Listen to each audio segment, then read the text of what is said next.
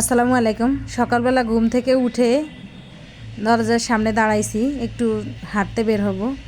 ঠিক অমন সময়ে টুপটুপ করে ঘরের চালার উপরে আম গাছ, পাকা টসটসে আম পড়া শুরু হয়েছে। যখনই দেখলাম 2টা আম পড়ে গেছে, তখন আমি বের হয়ে আসলাম, একটু দৌড়ে বের হয়ে আসলাম আম দুটো তুলে নিব। আমি পিছন ক্যামেরা দিয়ে আপনাদেরকে দেখাইছি। দেখুন এত সুন্দর আম দুটা, টসটসে একদম পাকা। আর এই গাছের আমগুলা এত মজার, একদম ফেফের মতো, ভিতরে কোনো পোকা আঁশ বা কোনো কিছুই হয় না।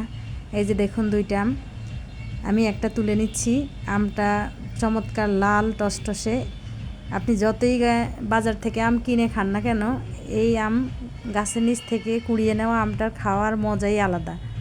এটা আসলে কোনো কিছুর সাথে তুলনা করা যায় না। সামান্য হোক আর যাই হোক, এটার আনন্দ শৈশবের আনন্দের মতো। ছোটোবেলা যখন এরকম গাছের নিচে টুপ করে আম পড়তো, ঝড় বৃষ্টি বা বাতাসের মধ্যে আমরা ঘর থেকে ছুটে যেতাম দৌড়ে, কার আগে আমটা কে নিব। এখন আমার সেই অনুভূতিটা ফিল হচ্ছিল। 2টা টসটসে পাকা আম আমার হাতে দেখতে পাচ্ছেন। আম 2টা পেয়ে আমার কাছে খুব ভালো লাগছে।